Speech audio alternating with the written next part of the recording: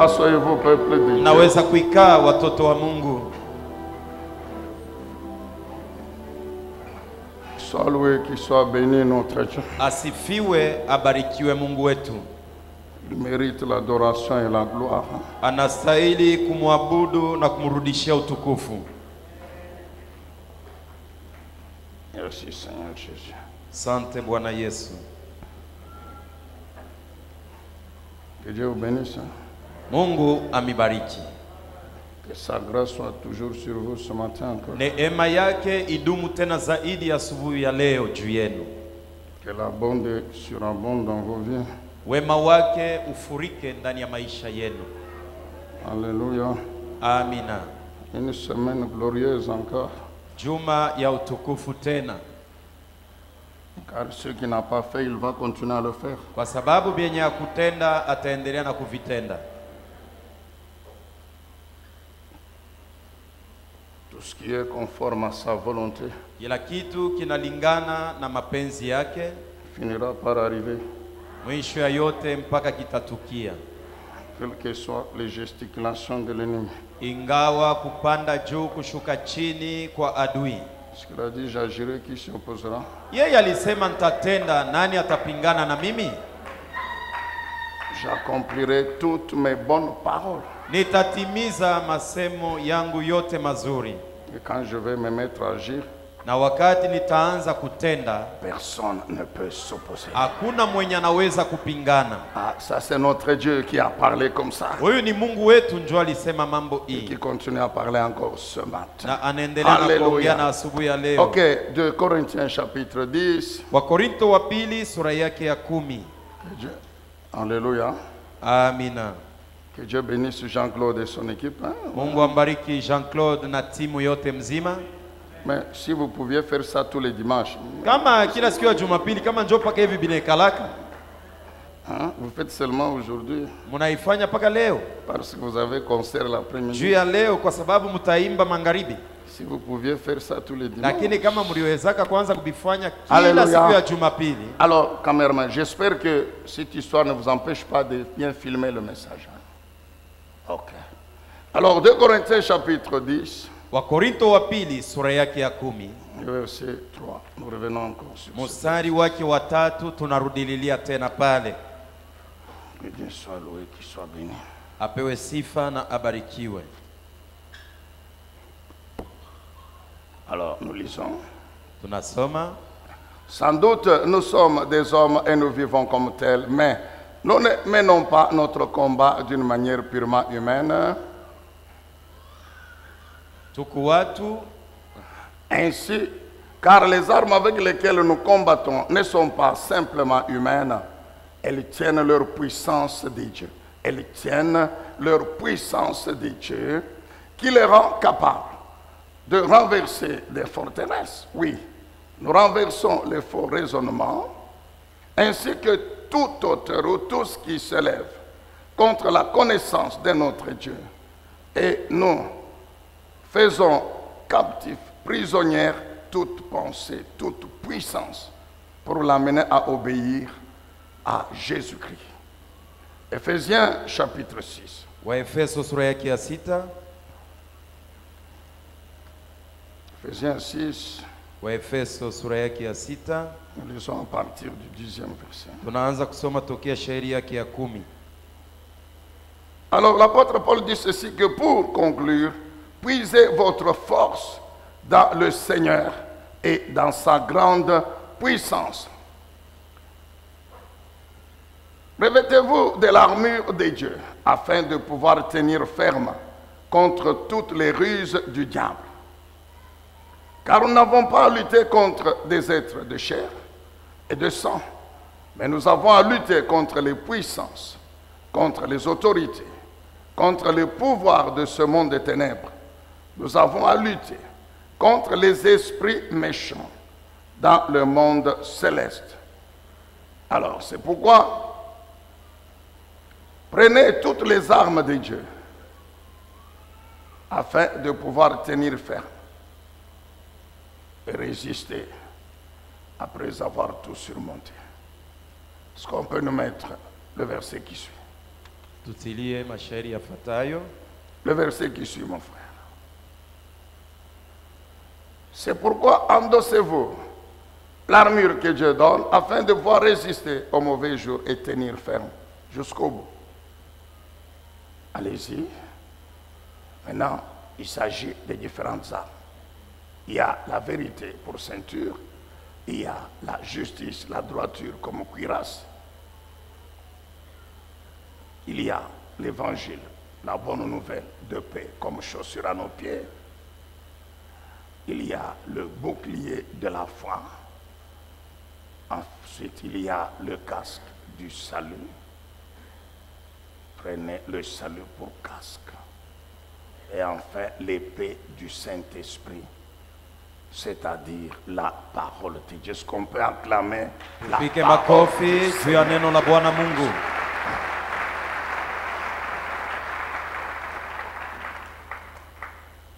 Oui, ce matin, nous voulons compléter ou continuer ce que nous avons dit la fois passée. Asubuhi ya leo tunapenda tuongeze au tuendeleshe benye tulisema juma jana. Parlant toujours Wenye kuongea kuhusu sur la mission que le chrétien a comme lumière du monde. kazi ya Mkristo mwangaza anayo mdunia.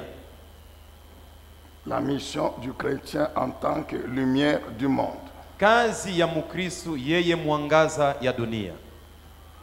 Le monde, Dunia ce n'est pas seulement la terre haiko tu udongo ama dunia tunaona na macho sur laquelle vivent des hommes et des femmes, kwenye wanaume na wanamke wanapangia, sur laquelle Satan continue et son système à opérer. mwenye shetani anaendelea na matengenezo yake kutenda. Le monde inclut aussi le reste de l'univers. Dunia nayo inaelekea mahali na vipindi mbalimbali vya ulimwengu. Comprenant ce que nous voyons avec les yeux, ce qu'on appelle le firmament, Munapatikana byenye tunaona na macho, et au-delà du firmament, ce que nos yeux physiques ne peuvent pas voir. na zaidi ya byenye macho yetu aione byenye biko. Ce qui nous intéresse particulièrement, Ile natuelekea kwa upekee c'est ce monde qui est la terre avec les hommes et les femmes qui vivent. ni dunia, udongo mwenye wanaume na wanamke wanapatikana weko napangia. Et nous croyons que c'était ça ce qui était dans la pensée du Seigneur. Na tunaamini ya kwamba ni ayo ilikuwa mawazo ya Bwana. Lorsque dans Matthieu 5,14, il révèle notre identité. Wakati katika Mathayo 5:14 anafunua kitambulisho kietu. En disant que nous sommes la lumière du monde. Anasema ya kwamba sisi ni mwangaza ya La dunia. lumière des hommes et des Mwangaza femmes qui vivent sur la terre. Ya wanaume na wanamke wenye Qui kupangia sont dunia. sous le règne et la puissance des ténèbres. Wenye kutawaliwa na giza. Nous avons déjà compris. Na tulishaelewa. Quand la Bible parle des ténèbres, de qui il s'agit? Wakati Biblia inaongea kuhusu giza, inasemea nani? De qui et de quoi il s'agit? Inasemea nani? Inasemea nini? Amen, peuple de Dieu. Amina. Et nous avions dit ceci, Na tulisema hivi, que ce serait une naïveté ya kwamba itakuwa ujinga et qui est coupable devant Dieu na inakuwa kosa mbele ya Mungu de croire que parce qu'on est chrétien, ya kuzania ya kwamba kwa sababu niko Mkristo, parce qu'on a cru en kwa Jésus-Christ, sababu nilishamwamini Yesu Kristo, donc tout est fini, il n'y a rien à faire. ni kusema vyote vinamalizika, hakuna kia kufanya tena. Parce que la Bible dit que nous sommes plus que vainqueurs. Kwa sababu Biblia inatuambia tuko washindaji kushindia mshindaji. Parce que la Bible dit que Jésus a déjà tout fait à la croix. Kwa sababu Biblia inatuambia Yesu alishatenda vyote kumsalaba. Alors tout ce qui nous reste à faire, c'est dormir. Nikisema mambo yetu ya kufanya ni kulala tu usingizi. C'est une naïveté qui est coupable devant Dieu lui-même. Inakuwa kosa mkubwa na ujinga inakuwa ni kosa mbele ya Mungu. Ces deux textes ici veulent nous révéler quoi? Hii maandiko mbili napenda kutufunulia. Ces deux textes que nous avons lus, Maandiko mbili hii tulisoma et Ephésiens 6, c'est clairement Wakorinto wa pili 10 na Waefeso. Na que hata nous iko ne wazi devons pas oublier que le combat existe tusisaulike ya kwamba vita iko et il est spirituel. na ni ya kiroho. Et Dieu l'a voulu ainsi. na ni Mungu alipenda iwe C'est vile. pourquoi il laisse encore Satan libre. Ndio kwa sababu na leo anamwachilia shetani kuanza kutenda. Tant que Satan et son système seront libres, Wakati shetani na matengenezo yake wataendelea na kutenda, ils combattront l'église. wataendelea na kupika vita kanisa. Satan sait qu'il a déjà été vaincu à la croix. Shetani alishajua ya kwamba aliwinwa kumsalaba, Mais il sait que lakini anajua ya kwamba je ne dois pas aller seul dans l'enfer. sitaenda peke yangu mumoto. Il faut qu'il y ait aussi des hommes et des femmes qui m'accompagnent là-bas. Tafadhali kuwe wanaume na wanamke wenye tutaenda nao Alors, pamoja. tant que je suis encore libre, Alafu wakati ningaliki natenda, je peux arriver à convaincre plusieurs et à les amener avec moi dans l'enfer. naweza kufikia kuhakikisha wengi na kuwapeleka pamoja na mimi. Le combat spirituel existe. Vita ya kiroho iko, C'est aux chrétiens corinthiens, ni c'est Wakristo aux wa chrétiens Korinto éphésiens, na Waefeso, c'est aux chrétiens du monde ni Wakristo wa que dunia. cette parole Neno hii s'adresse encore aujourd'hui. inawaelekea tena leo.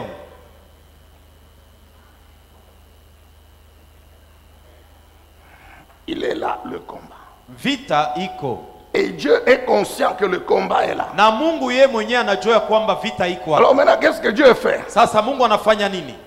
Dieu n'interdit pas à Satan de nous combattre. Mungu amkataze shetani asitupike vita. Dieu n'interdit pas aux sorciers, aux magiciens, aux démons de combattre l'église. Mungu akataze walozi, wachawi na mandemona wasikombanishe kanisa. Dieu les laisse combattre l'église. Mungu anawaacha wapike vita kanisa. Mais qu'est-ce que Dieu fait? Lakini Mungu anafanya Dieu nini? prend son armure. Mungu anabeba silaha Il zake, prend ses armes. anabeba masilaha Il zake, donne à l'église anapana kukanisa pour dire juu ya kusema quand ils vont se lever wakati watasimama pour vous combattre, juu ya vous kumikombanisha, n'avez qu'à utiliser ces armes. mwe mutumie masilaha hii. Et en ce Na moment-là, ni pale cette victoire de la croix ushindi wa msalaba deviendra effective dans votre vie. itakuwa ya kuonekana ndani ya maisha yenu.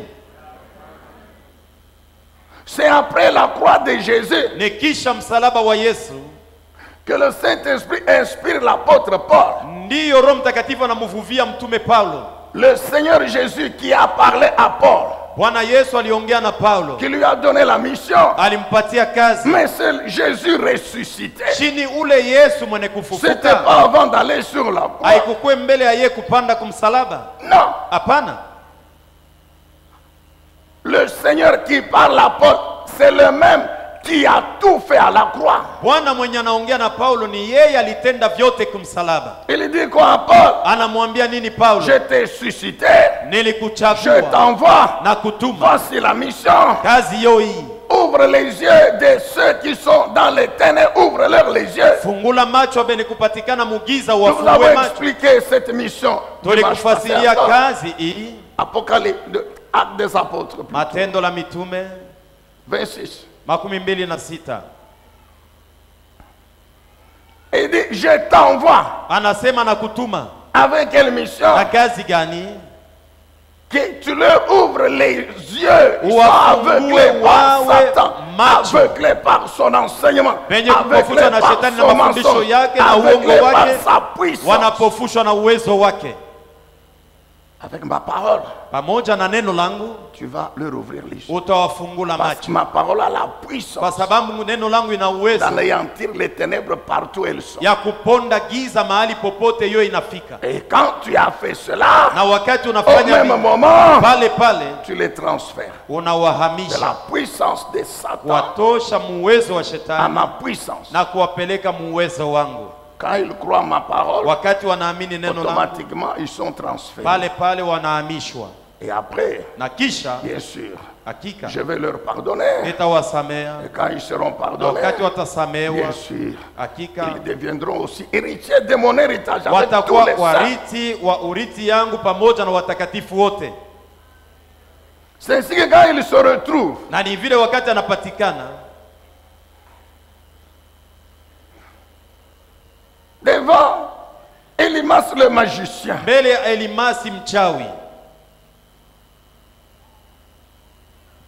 agent des ténèbres, mfanyakazi wa giza, accomplissant la mission de son maître, mwenye kutimiza kazi ya bwana wake, Il s'appuie sur cette puissance. anaegamia ile uwezo Ça parle de la parole de Dieu, ya neno la du Mungu, Saint-Esprit. ya Roho Mtakatifu, Et il frappe Elimas. na anapiga Elimasi, Il détruit l'opposition à l'évangile. anavunja kupingana na Injili.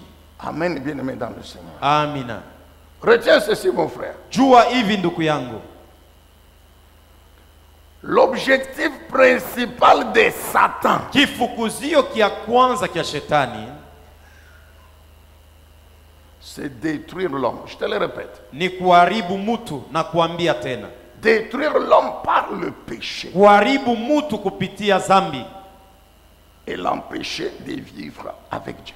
na amzuize huyu mutu asiishi pamoja na Mungu, Non seulement sur la terre, sio tu pa dunia, mais aussi au ciel. vile vile na kumbingu. C'est ça l'objectif numéro 1 du diable. Njo kifukuzio kia kwanza kia shetani.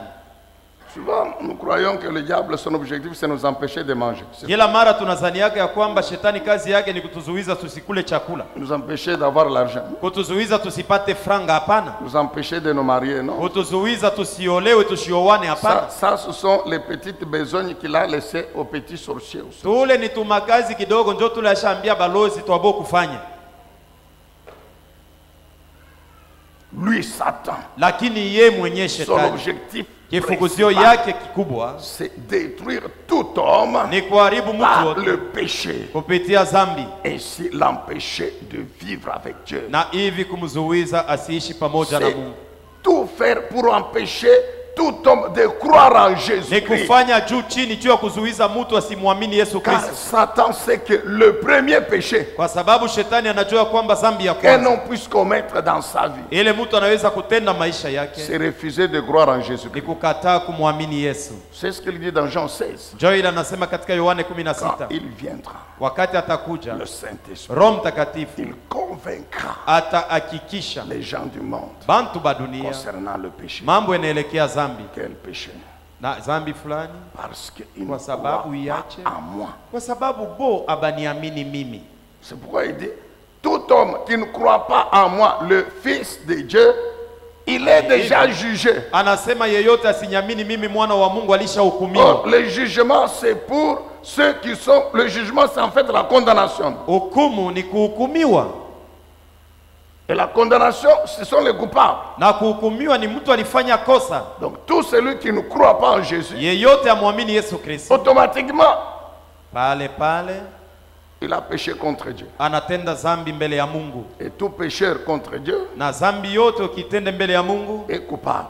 inakuwa unapasha kulipizwa, Parce qu'il ne wapizwa, s'est pas soumis à la loi de Dieu. kwa sababu akudichiisha kusheria ya Mungu. Et tout coupable mérite la condamnation. Na mtu wowote alikosa anapasha Et la kuhukumiwa, condamnation, c'est le jugement. na hukumu ndio kuhukumiwa, C'est-à-dire la vie éternelle en enfer. ni kusema kuishi milele Et katika moto. Satan est déjà jugé, lui. Na shetani Et yeye ses alishahukumiwa na mandemona Alors, wake. lui et ses démons Yeye na savent que mandemona. nous n'allons pas seuls vivre dans l'enfer. non. Atasema Nous tutaenda devons kuishi aller kwenye avec. moto. Et jusque-là, Satan a réussi. J'ai dit jusque-là. Tuvute watu bakwenda nabo, Parce nasema que na leo sur les alishakapata. 8 milliards d'hommes sur la terre, Kwa sababu maintenant, là, katikati ya aujourd'hui, là, mamiliadi mnane pa si dunia hapa, Jésus revenait prendre l'église aujourd'hui, kama Yesu oh, anakuja bien-aimé, kuchukua kanisa leo, plus wapendwa, de 7, même, moi je dirais même 8 milliards, vont aller en enfer. ba mingi sana batendaka mumoto. Satan sait cela. Shetani alishajua vile, C'est pourquoi il combat njo kwa sababu yuko napika vita tous les païens. bapagano bote, Ils sont déjà dans sa main. shibeko mumikono yake ye, Tous les ingrédients, bale bote baro mugumu ils sont déjà dans sa main. beko mumukono yake. Maintenant, il va les combattre pour moi. Sasa atabakombanisha vita juu ya nini? Il va les combattre pour moi. Atabakombanishia nini? Ils sont déjà dans sa main. Kwa sababu beko baki, Donc, ce qu'il va combattre, ni kusema benye ye et qu'il continue à atakombanisha combattre, c'est na l'église. benye kunaendelea na kukombanisha ni kanisa, C'est ce que Dieu veut, que l'église prenne conscience. na ni vile Mungu anapenda Que kanisa le hiyo combat est là, na il existe. Ya kwamba Alors, vita iko. maintenant, ne soyez pas naïfs, non. Sasa Prenez usilegame. seulement mon armure. beba masila Prenez yangu, seulement mes armes. beba masila yangu, C'est tout. jo mwisho. Et le chrétien dit non, non. Lakini Bakristo wasema hapana. La Bible dit, Biblia celui inasema qui est à moi est plus fort ule iko ndani yangu que ni wa Satan qui est nguvu dans le monde. kumushindia shetani mwenye iko pa dunia. Donc je n'ai qu'à dormir. Milo wangu kazi yangu ni kulala bushingishi. Naïf. muntu ajue kitu. Quand Dieu dit prends mon armure, Wakati Mungu ça veut dire anasema lève-toi, il y a une beba silaha action. Il y a une action, mon frère. kusema kuko tendo ya we kutenda La ndugu vie yangu. spirituelle est un combat. Kwa sababu uzima wa kiroho ni vita. C'est une action permanente. Ni tendo ya kila wakati. Ne dit-on pas qu'il n'y a pas de victoire sans combat? Atusemake hawezi kusema mimi napata ushindi kama ukupika vita. Jésus a combattu pour avoir la victoire. Yesu alipika vita juu ya kupata ushindi. Et il veut que nous combattions pour maintenant bénéficier de vivre cette victoire, l'expérimenter. Et il nous donne son armure. Dieu nous donne ses armes. Mungu anatupatia masilaha yake. Globalement, Kwa jumla, l'armure de Dieu, silaha za Mungu c'est quoi? ni nini? C'est Jésus-Christ. Njoo Yesu Kristo mwenyewe. Alléluia. Amina. Je dis l'armure de Dieu, Nasema silaha za Mungu c'est Jésus-Christ. ni Yesu Kristo. Toutes les armes que Dieu nous donne Masilaha zote yenye Mungu anatupatia sont concentrées en Jésus. C'est Jésus lui-même. inapatikana ndani ya Yesu. Njoo Yesu Kristo mwenyewe. Je vous ai parlé de deux groupes. Nilimiambia juu ya makundi mbili. Le premier groupe, Ya kwanza c'est le nom de l'Éternel. ni jina la Yawe. Le nom de l'Éternel. Jina la Yawe. J'ai dit le nom de l'Éternel Nasema jina la Yawe qu'il a donné à Jésus-Christ. yenye alipanga Yesu. Donc le nom de Jésus, Sema jina la Yesu. vous pouvez l'appeler comme vous voulez. Unaweza kumuita vile wewe unapenda muruga yenu ya kizaniko. Yesu Kristo. Jesus Christ. Jesus Christ. Jesus. Jesus. Jésus. Yesu. Yesu. Yesu. Comme vous voulez. Vile unapenda. C'est dans votre esprit. Kama ndani ya roho C'est le Jésus là, le Fils de ule Dieu. Yesu mwana wa Mungu. Vous êtes dans la vérité. Uko ndani ya ukweli. Après tout, nous on n'est pas des juifs. Mwisho ya yote shibe yenyewe tuikaleke bayuda. Pour dire que quand nous voulons invoquer le nom de Jésus, nous devons toujours Yeshua, Yeshua. Juu ya kusema wakati napasha kumuita Yesu nyanze kumuita paka Yeshua, Yeshua. Mimi sina Nous traduisons son nom dans notre langue. Shi tuko na muita kufuatana na lugha yetu hii. Dieu écoute toutes les langues. Mungu anasikiaka maruga yote. Dieu, Mungu il écoute toutes les langues. anasikiaka maruga yote. Dieu, il est terrible. Mungu ni wa matata. Est-ce qu'il y a quelqu'un qui a une idée sur le nombre de langues que les hommes parlent sur la terre?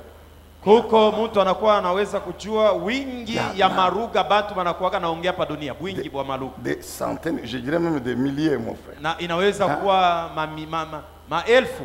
Et tous ces gens-là, Na bale bote donc ba. 24 heures sur 24, Usiku na mchana c'est toujours ni paka huyu yuko nasema muruga yake, huyu anasema muruga yake, huyu anasema muyake, huyu yuko nasema kuna muita muyake. Yesu, Yeshua wangu, le Yesu Tout-Puissant, wetu wa au ciel uwezo. là où il est. Kule eko ye kumbingu. Donc il entend tout ça. Eko nashikia byote. C'est pas possible. Hein? Il entend. Eko nasikia.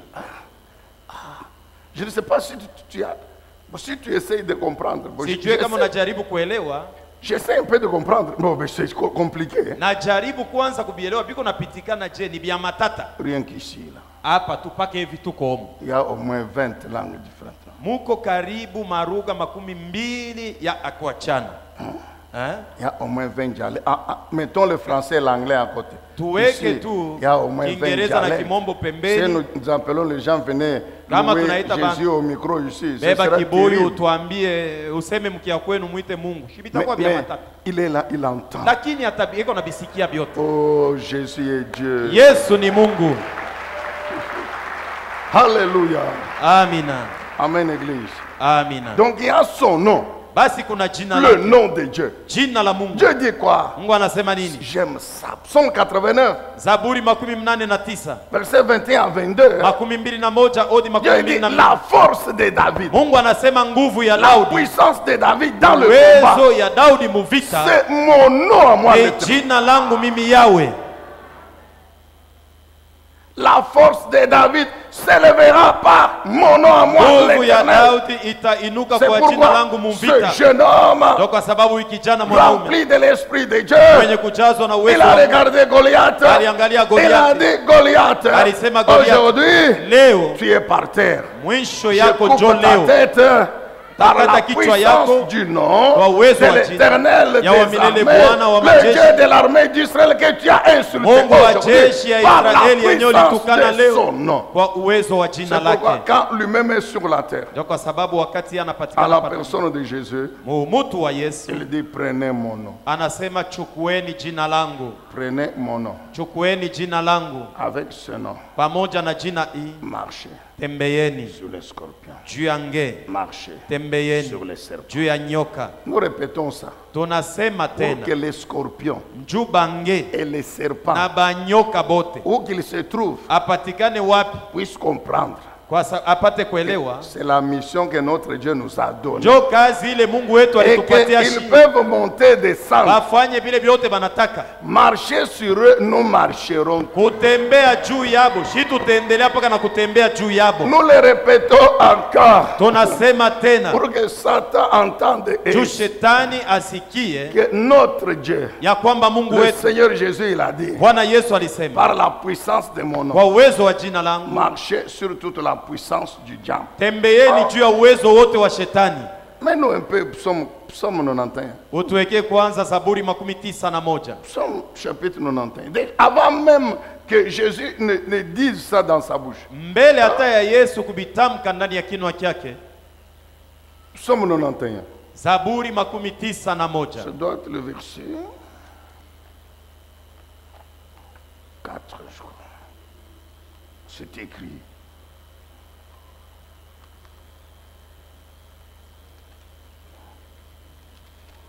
Je vais vous lire ce qui est écrit ici. Nitakusomea yenye kuandikiwa hapa. Commençons par le psaume, par le verset 9. Tuanzie kumstari wa 9. Voici ce que la Bible du Semeur dit. Sikieni ile Biblia mpandaji nasema. Oui, Ndio, tu es mon refuge, uko kimbilio ô kyangu. Éternel. Bwana, Si toi, kama wewe, maintenant, l'auteur s'adresse à chacun de nous. mwandishi basi anaambia Il kila dit, mtu, si toi, kama wewe tu fais du très haut ton abri, unambeba Mungu anakuwa kimbilio kyako, aucun malheur ne t'arrivera, ole ne hata moja t'atteindra. haitakufikia, Aucune calamité n'approchera de ta maison, de ta hasara hata demeure. moja haitakaribia Pourquoi? kunyumba yako. Parce Yani, que à ses anges, kwa sababu kwa l'Éternel malaika donnera des ordres à ton sujet, Bwana à ton sujet. atabambia bakutumikie juu Dieu yako wewe. appelle les anges, Mungu anaita bamalaika, il leur donne les ordres anawapa à agiza ton sujet. juu ya mambo Qu'est-ce yako qu'il dit wewe. aux anges? Anaambia nini wa Tous malaika? les jours, Kila siku vous le portez sur vos mains. mumuchukue mikono Tous yenu, les jours, kila siku vous le protégez sur tous les chemins. mumulinde musafari yake yote. Maintenant, suivez la suite. Musifataini Verset yafuatayo. 13. Shairi ya 13. Tu vas marcher sur quoi? Utatembea juu ya nini? Sur le lion Juu ya simba et la vipère. na hata nyoka Tu vas mbaya. fouler quoi? Utakanyanga nini? Le lionceau et le serpent. Mtoto wa simba na nyoka.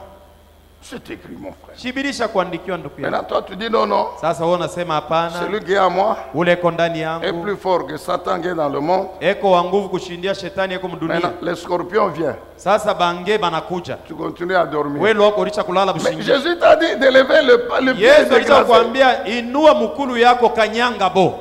C'est ce qu'il dit. Chinjo kile anasema. Tu dois marcher sur le dragon. Unapasha kutembea juu ya njoka. Le dragon, c'est Satan. Njoka njo mwenye shetani. Dites Amen.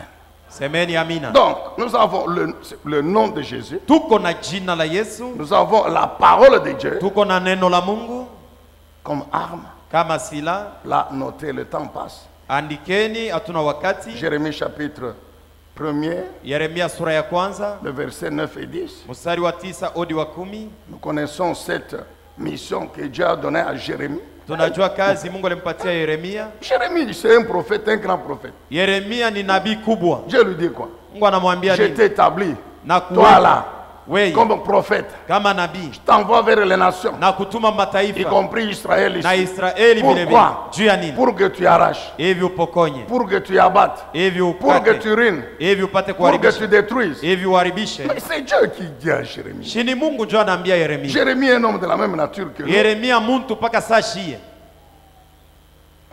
Hein?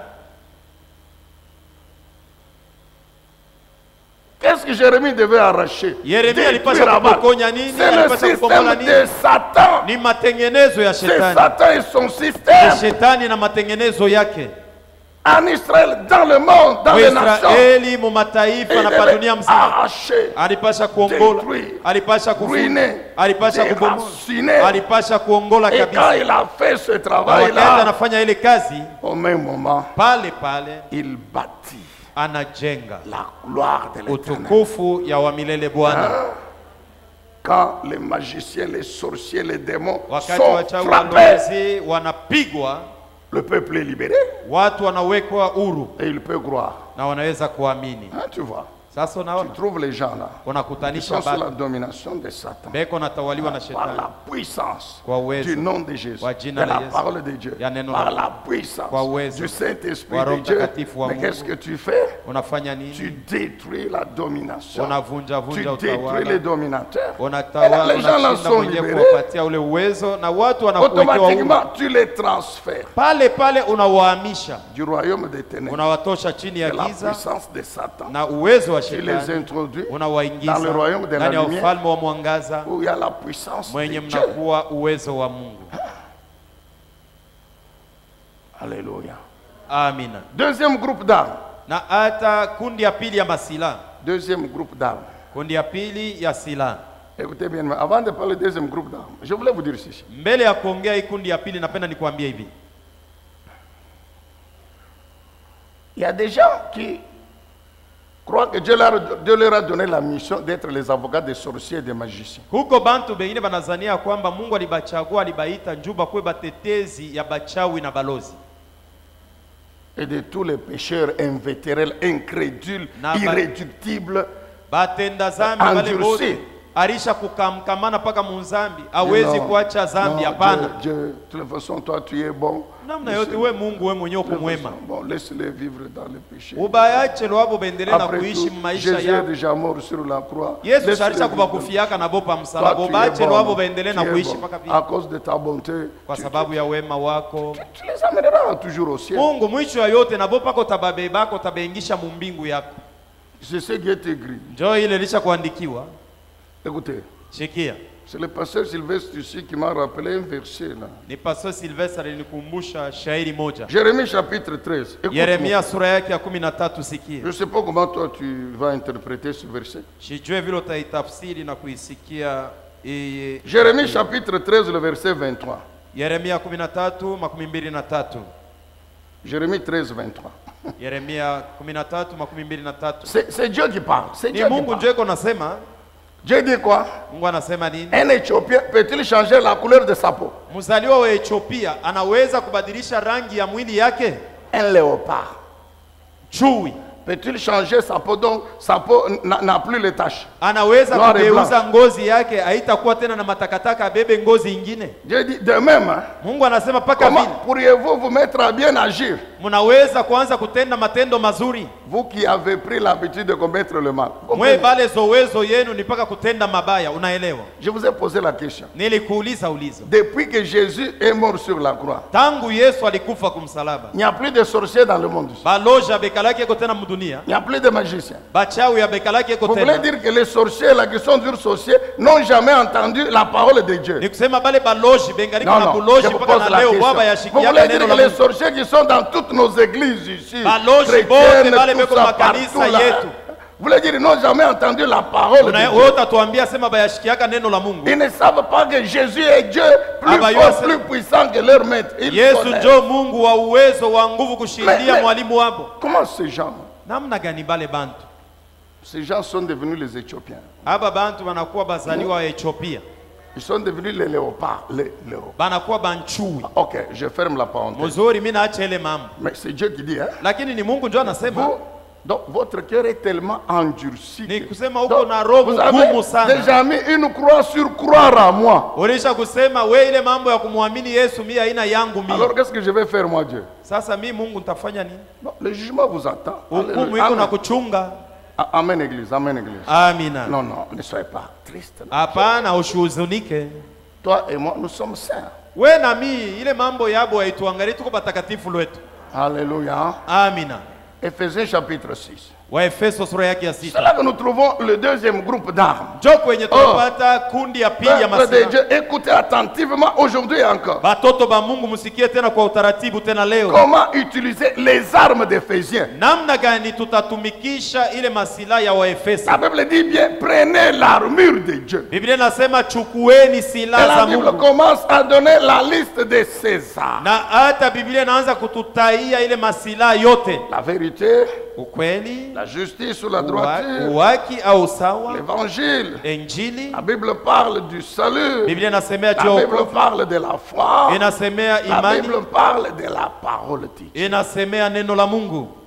Comment comprendre Tutabielewa je que ce sont les armes ya kwamba ni masilaha ya et Mungu comment les utiliser? na tutaitumikisha je? Bien-aimé, écoute, c'est simple. Hein? Mpendo, sikia ni mwepesi. Utiliser les armes d'Éphésiens, Kutumikisha masilaha ya kitabu cha c'est Efeso vivre selon ces armes. ni kuishi kulinganishwa na ile C'est masilaha, conformer sa vie à ces ni armes. kulinganisha maisha yako na C'est masilaha, soumettre sa vie à ces armes. ni kutiishi maisha yako na hii C'est masilaha. ça, utiliser les armes. Jo kutumia masilaha D'Éphésiens 6. ya Efeso sura yake ya 6.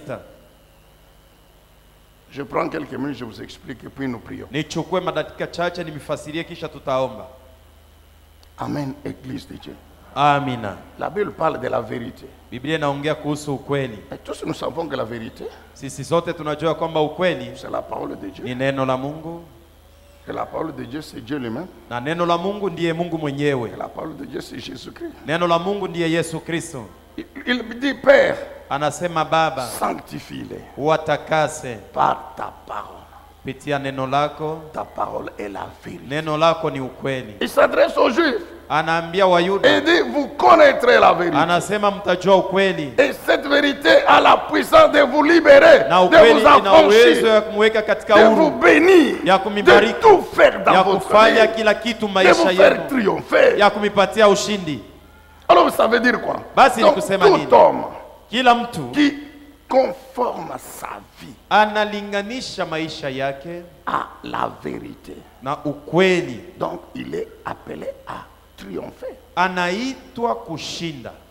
Tout homme qui a la vérité, il a Jésus. Kila yeyote ana ukweli eko na Yesu. La vérité, c'est Jésus. Ukweli ni Yesu, C'est la parole de Dieu, c'est Jésus. ni neno la Mungu ni Yesu. Donc tout homme qui a cette vérité, Yeyote ana ukweli, qui marche dans cette vérité, anatembea ndani ya ukweli, qui se soumet à cette vérité, anajitiisha kwa qui ukweli, conforme sa vie à cette vérité, analinganisha maisha qui yake kwa dort ukweli, avec cette vérité dans sa tête, analala na ule ukweli ndani ya qui se mawazo réveille yake, avec cette vérité, analamuka na ukweli pendant que son corps dort, wakati mwili yake inalala son usingizi, esprit proclame cette vérité. roho yake inatangaza ukweli, Son esprit médite cette roho vérité. yake inatafakari ukweli, Son esprit rumine. roho yake inavikula tena. Vous savez ce que c'est que ruminer? Unajua kula tena mara ingine vyenye ulikula. Maintenant, Sasa hivi qu'est-ce qui mange?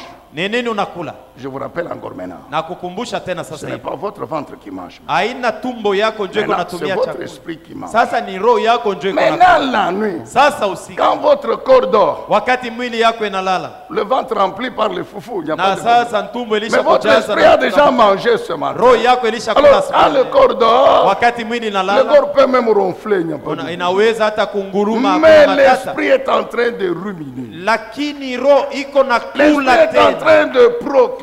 iko na tangaza, C'est-à-dire de remanger. ni kusema kuvikula tena.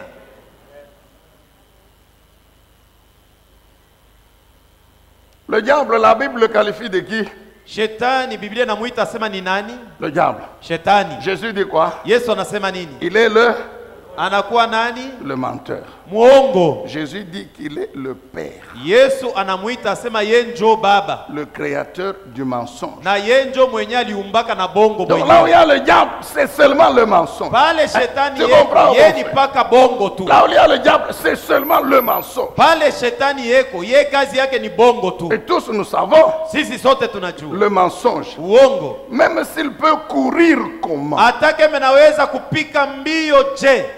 quel que soit le nombre d'années que le mensonge peut prendre Ingawa pour bwingi régner, bwa miaka pour kule résister, bongo pour butatawala juu ya s'imposer. kukamana juu ya Écoute, kujikazisha. ma soeur, écoute ceci. Dada yangu sikia hivi. Quel que soit le nombre d'années Ingawa bwingi bwa que le miaka mensonge peut prendre bule bongo bunaweza kuchukua pour régner, pour juu ya s'imposer, kutawala quel kujikazisha. que soit le chemin, la distance, Ingawa que njia na que urefu le mensonge peut couvrir en courant, ile bongo bunaweza kuchukua mkupika vita. il suffit d'un seul jour Tafadhali tu siku moja tu, pour que la vérité kama ukweli unafika le rattrape. unampata kwenye yeye ilishatangulia. Amen, Église. Amina. La vérité triomphera toujours. Kweli utashinda kila siku. Donc l'homme qui marche dans la vérité, Mtu mwenye l'homme kutembea ndani ya qui vit ukweli, dans la vérité, mtu mwenye kutembea l'homme katika qui ukweli, a la vérité dans son esprit, mtu mwenye kuwa na qui ukweli mange ndani ya la roho yake, vérité, anatembea qui ndani ya ukweli, rumine la vérité, anakula qui ukweli, ouvre la anaikula bouche, qui tena, proclame la vérité. anafungula kinywa Cet cha kutangaza homme ukweli. vaincra toujours le mensonge. Huyu mtu ataendelea na kushinda kila siku uongo. Tu comprends, mon frère? Unaelewa ndugu yangu?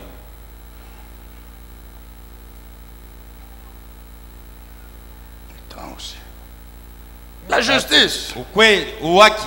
La justice, c'est qui encore? Uwaki ni nani tena? La justice, je ne dis pas c'est quoi. La justice, c'est qui? Uwaki ni nani? La Siseme justice, uwaki c'est ni Jésus. nini. Uwaki ni Yesu. La Bible dit, Biblia inasema il est la justice de Dieu. yeye ndiye uwaki wa Mungu. Christ Jésus est la seule justice de Dieu. Kristo Yesu ndiye peke yake ukweli. C'est le uwaki wa seul Mungu. homme Ni peke yake qui a mwanadamu. vécu. Oh, bien aimé. C'est-à-dire Mpendwa. Dieu le Père. Hein. Ni kusema Mungu Baba Il prend les anges, j'ai compris. anabeba Quand malaika. Satan était encore Wakati shetani alikuwa ingaliki, les démons, encore les Lucifero. anges, il prend tous les hommes. Anabeba na bantu bote. Dieu le Père regarde Mungu Baba anaangalia que parmi les anges, il y a eu D'accord. Satan et les démons ya kwamba katikati ya malaika kulikuwa shetani na wandemoni, qui sont de volonté contre eux.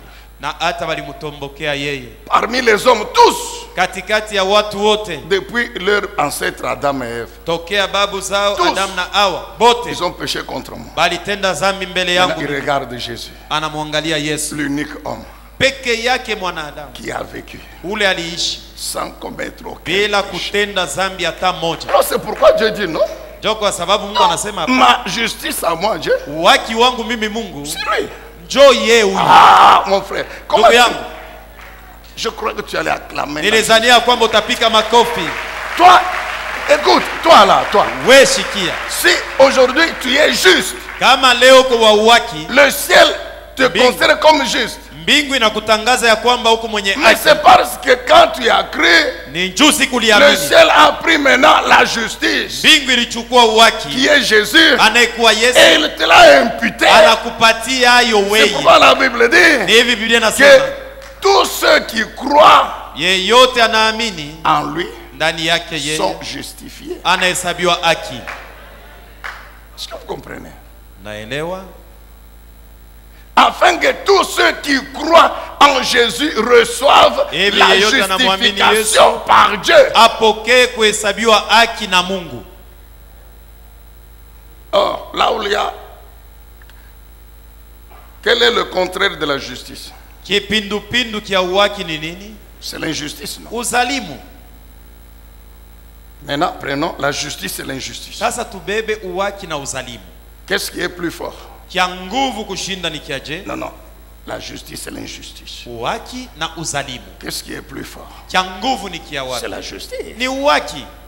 Donc, tout homme qui a Christ, Yeyote ana Kristo, celui-là, il est justifié. huyo ni mwenye haki. Est-ce que vous comprenez? Naelewa? Il est juste. eko mwenye Il a la haki, justice en lui.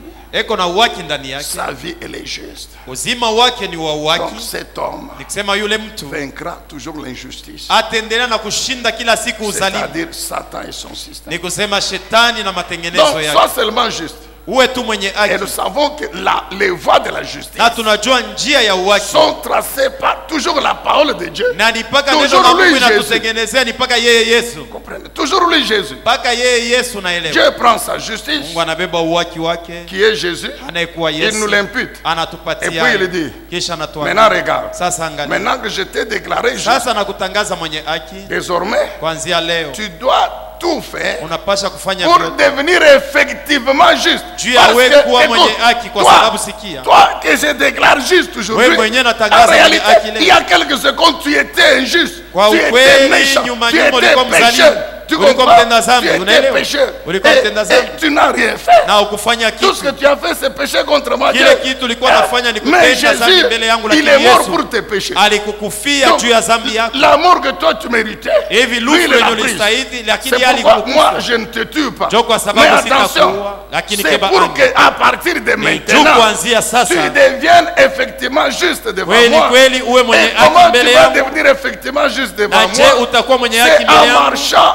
ni sur les kutembea voies que j'ai munjia tracées de ma justice. ile C'est-à-dire nilitengeneza ya en uwaki, conformant ta vie wewe à ulinganishe ma maisha parole, yako en kuneno langu, vivant selon ma parole. uishi kufuatana na C'est neno ma langu, parole ni qui neno te langu montre que si itakuonesha tu fais ça, ya kwamba ukifanya tu es hivi juste. uko mwenye tu es haki, sur la voie de la uko justice. munjia ya uwaki. Si tu fais ça, Ukifanya hiki tu es injuste. uko Tu es mzalimu, sur la voie de uko l'injustice. munjia ya uzalimu. C'est pourquoi il dit, Na ni vile anasema choisis la vie. chagua uzima, Choisis la vie. chagua uzima. La vie, elle est sur les voies de la justice. Uzima unapatikana munjia ya uwaki. La mort, Mauti, la vie et la bénédiction. uzima na baraka Sur la voie de la justice. vinapatikana munjia ya uwaki. La mort, Lofu sur la voie inapatikana munjia de l'injustice. ya uzalimu. Dites amen, peuple de Dieu. Sema amina, mtoto wa Mungu. Comment? J'ai l'impression que vous êtes fatigué. Mimi naona saa mnachoka. Acclamez un peu. Vous Tupike kwanza makofi. péchez. Nous terminons. Nous devons prier. Tuko namaliza. Ok. Sawa.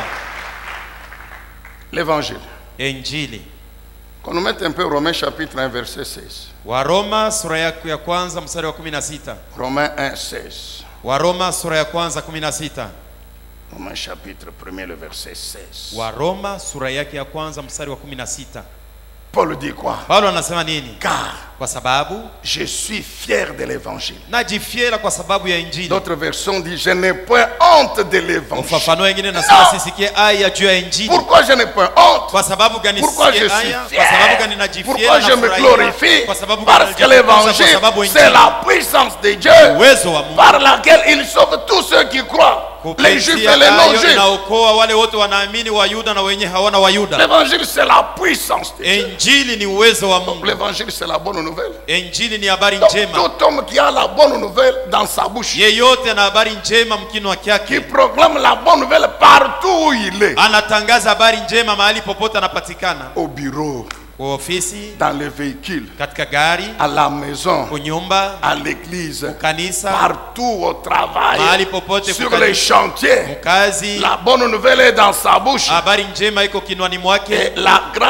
le message important de la bonne nouvelle, c'est quoi? Mjumbe kubwa ya habari njema C'est ni que nini? Jésus-Christ est le Messie, Ni kusema Yesu ni qu'il est le Masia, Sauveur, ni Mwokozi, qu'il est mort pour nos péchés alikufa kwa sababu ya dhambi et qu'il est yetu ressuscité na alifufuka pour notre juste le troisième jour, siku ya tatu selon les saintes écritures, kufuatana na maandiko et que takatifu, quiconque croit en lui, na yeyote anamwamini il yeye sera sauvé ataokolewa et il vivra éternellement na avec Dieu. ataishi milele C'est pamoja ça le naye. message central de la bonne nouvelle. Jo mjumbe Et la ya Bible dit katikati ya habari que njema. tout Biblia inasema homme nini? Kila qui a mtu cette bonne nouvelle dans sa bouche tous eko les na jours, habari njema mkinwa kyake kila siku, mais les ténèbres ne peuvent jamais l'emporter sur lui. kamwe giza haiwezi kumshinda yeye. Paul dit c'est une puissance. Paulo anasema ni uwezo, C'est une puissance. ni uwezo.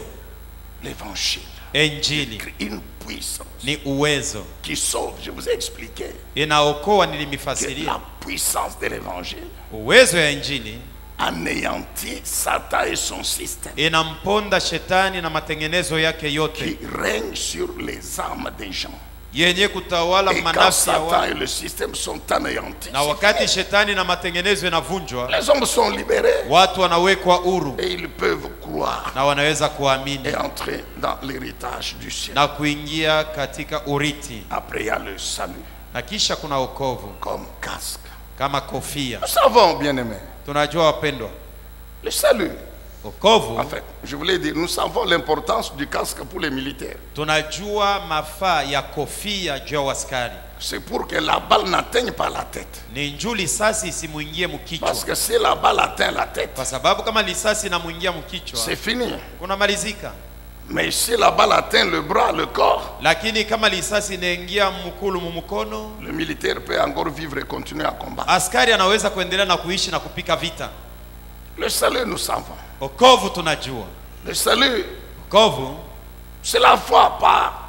C'est le salut, c'est toutes les bénédictions wokovu ni mabaraka que yote Dieu nous donne par la foi en Jésus-Christ. yale Mungu anatupatia kwa imani yetu ndani ya Yesu Kristo. Il y a la vie éternelle, Kuna uzima wa il y a la milele, vie sur la terre, kuna maisha et il y a hapa dunia, tout ce que le salut comprend. kuna bile vyote vyenye vinakuwa Alors wokovu. c'est une arme Ni silaha pour qui, pour tout homme juu ya nani? Juu ya qui yeyote fait tout anafanya pour juu demeurer sauvé, juu ya kuendelea mwenye kuwa mwenye kuokolewa, pour demeurer sauvé. kudumu mwenye kuokolewa. Et enfin, Na mwisho yake où est la foi? imani. La foi. Imani, N'oubliez pas que la foi, usisahau ya kwamba imani c'est une arme puissante. inakuwa neno la uwezo. C'est la foi qui déclenche la puissance de Dieu, mon Ni frère. imani inachokoza uwezo wa Mungu. Tu te rappelles la foi Na kukumbusha imani qui déclenche la puissance de Dieu, qui Yenye- opère les miracles de guérison, de yenye délivrance, kuchokoza de uwezo wa tous les Mungu miracles inatenda de miujiza ya Dieu, par uponyaji la na miujiza puissance yote de ya Dieu. Dieu kwa uwezo wa attend, Mungu. je t'ai déjà expliqué, Dieu Nilisha attend, kufasiria, Mungu et il anangojea. attend d'écouter ta foi, Asikie d'entendre sauti la ya- voix de ta foi. sauti ya Dieu imani veut yako. voir la foi dans ton Mungu esprit. anapenda kuona imani ndani ya Alléluia. roho yako, Et s'il déclenche sa na puissance. kama inachokoza uwezo Lisons wake. un peu Hébreu 11, Hébreu 11. Tusome Waebrania 11. Hébreu chapitre 11, Waebrania 11 le verset 30. shairi yake 13 C'est sur la foi. ni juu ya imani. Maintenant, écoutez ce que la Bible dit. Sikieni basi ile Biblia Hébreu inasema. chapitre 11, le verset 13. Waebrania 11 mstari wake wa 13. 30, excusez-moi, 30. Makumi tatu La ndio Bible nitaka dit quoi? kusema. Biblia Par inasema la foi, kwa imani les murailles de Jéricho ont fait quoi? Se Maukuta sont ya Yeriko écroulées. ilifanya Quand nini? le Ilianguka. peuple en a eu fait le tour wakati watu pendant walizunguka 7 jours. kwa siku 7. Je vous ai déjà expliqué. Nilisha kukufasiriaka. C'est la foi qui les avait Ni imani yenye conduits à Joni baongoza obéir à la parole de Dieu, à l'instruction de neno la Dieu. Mungu na Faites agizo la le Mungu. tour muzungulukeni pendant 6 jours, un kwa tour par masiku jour. 6, Le siku 7e mara jour, moja. 7 tours. Siku ya 7 C'est tout ce qu'ils kuzunguka ont mara fait. 7. Njoo vile bo balifanya Et ils ont vu les murailles se na baliona ukuta inaanguka chini. Amen, bien-aimé. Amina. La Bible atteste. Non? Biblia inahakikisha. Verset 33. Shairi yake 33. Écoute, Sikia. la Bible dit quoi? Biblia inasema nini? Verset 33. 33. Grâce à la foi, Kwa sababu ya ils ont imani remporté la victoire sur les royaumes. walishinda, Ils ont walipata exercé ushindi la kwa justice. mafalme, Ils walitumia ont haki, obtenu la réalisation des promesses. walitimiza, Ils ont waliona fermé matendo ya la haki, gueule des lions. walifunga binwa vya Ils basi, ont éteint des feux violents. walizimisha moto ya Ils ont jeuri, échappé au tranchant de l'épée. walikwepa kwa kukatwa na mpanga, Ils ont été rendus puissants, forts alors qu'ils étaient faibles. walipewa uwezo na nguvu wakati walikuwa Ils se wadhaifu, sont montrés vaillants dans les batailles. walijionesha washujaa Ils katika ont mis vita, en déroute qui des armées ennemies. walipika mbio majeshi bale baadui. Et enfin, Na mwisho yake l'épée de l'esprit, mpanga ya roho, la parole de Dieu. neno la Mungu. L'épée de l'esprit, Panga ya roho qui est la parole de Dieu. linakuwa neno la Mungu. Bien-aimé, l'action combinée Mpendwa, tendo yote ya kuchanga vyote pamoja de toutes ces armes ici. ya hii masila yote, Et cette action, nous ne la menons pas le Saint-Esprit. Na ile tendo tunaitenda kwa msaada wa Roho Mtakatifu. Nous avons compris encore aujourd'hui Tunaelewa tena leo que toutes ces armes ya kwamba masilaha se zote résument en une seule. inajifunga mmoja tu. La parole de Dieu, Ni neno la Mungu, la vérité, ukweli, parole de Dieu, neno la Mungu, la justice, uwaki, parole de neno Dieu, la Mungu, l'évangile, Injili, parole de neno Dieu, la Mungu, la foi, imani, parole de Dieu, neno la Mungu, le salut, wokovu, parole de Dieu, neno la Mungu, et enfin na mwisho yake la parole elle-même. neno yo yenyewe. Alors écoute enfin, Alafu sikia sasa mwisho, pour te servir juu ya kusaidia des armes du premier groupe, na juu ya kutumikisha ile masilaha ya kundi ya kwanza, c'est-à-dire le nom de l'Éternel, sema jina la Yahweh, le nom de Jésus, jina la Yesu, la parole de Dieu, neno la Mungu, la puissance du Saint-Esprit, uwezo wa Roho Mtakatifu. pour te servir de ces trois armes-là. Juu ya wewe kutumia hii masilaha tatu, Tu as l'obligation tous unashurutishwa les jours kila siku d'utiliser kutumia les armes du deuxième groupe. masilaha ya kundi ya pili. En utilisant les armes du deuxième groupe, Kutumikisha masilaha ya kundi ya pili, amen bien-aimé, amina, tu utilises Jésus. unamtumia Yesu. Parce que dans le deuxième groupe, Na hata mkundi ya il pili y a la vérité qui est Jésus, kuna ukweli njoo ya la Yesu, justice qui est uwaki Jésus, ni Yesu, l'évangile qui est Injili Jésus, njoo Yesu, la foi qui est imani ni Yesu. Jésus. La Bible dit il est le chef, Biblia inasema ni la njia, source, chemchemu le consommateur na wa kupepeta de la foi. imani. La parole de Dieu Neno la Mungu elle-même. yo yenye. Ah, est-ce que vous comprenez bien aimé? Mnaelewa wapendwa? Alléluia. Amina. Bon, ferme les yeux, tiens-toi debout. Funga macho, Nous voulons usimame prier un wima. peu pendant 5 minutes. Tutaomba kwa dakika 5. Est-ce qu'on peut acclamer très bien le Seigneur? Tumpigie makofi Bwana na On peut nguvu. acclamer Jésus, acclamer sa parole. Umpigie Yesu makofi, Est-ce pigia qu'on peut makofi acclamer neno Jésus, lake. acclamer sa parole? Tumpigie Yesu makofi. Alors, ce matin encore, Asubuhi ya leo tena on nous met Psaume 91. tuweke Zaburi 91. Psaume 91. Zaburi 91. Le verset qu'on a lu là. Shairi yenye tulisoma. Nous voulons prier, nous lisons et nous prions. Tunasoma, tunaomba. Il y a deux choses importantes. Kuna vitu vya muhimu.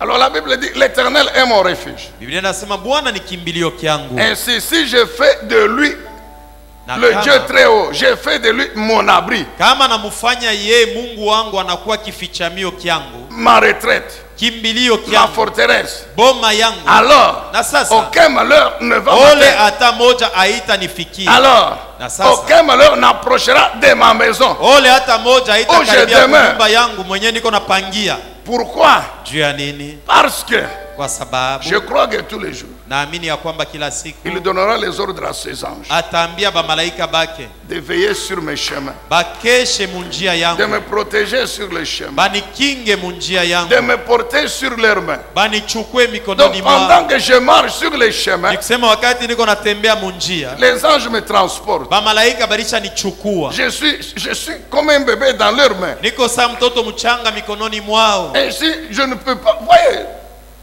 Donc, s'il y a une pierre, l'ange va s'occuper de la pierre. Kama kuna jiwe shitajikwaza, lakini ye Ça veut dire malaika s'il ndio y a un ataishana piège, une nao. action de l'ennemi, Nikusema kama kuko le tendo piège ya ne va pas m'atteindre. adui, hata na ile mtego C'est ya l'ange qui va s'en shitanguka, occuper parce que moi je suis un bébé entre ses mains. ni yeye atashughulikia hayo, kwa sababu niko mtoto mchanga mikononi mwake. Toujours Mpaka par la puissance de l'Éternel. kwa uwezo wa Bwana Tu peux marcher unaweza kutembea aujourd'hui encore leo tena sans crainte bila kuogopa sur les kitu, lions et sur la vipère. juu ya simba na nyoka wa nsumu Tu mubaya. peux fouler au pied le lionceau, le serpent. Le Unaweza serpent, c'est kukanyanga le batoto dragon ba nsimba na ancien joka qui est le diable et Satan. anayekuwa Alors, shetani ibilisi. que ce verset t'inspire une prière maintenant. Mashairi kusaidie juu ya wewe kuomba Au nom de Jésus. jina la Yesu. Ouvre ta bouche, ma soeur. Fungula kinywa Ouvre chako ta dada bouche, yangu, mon ndugu frère. yangu, Dis quelque chose à Dieu umwambie kitu Bwana en fonction de cette parole. kufatana na neno hii. Que ce-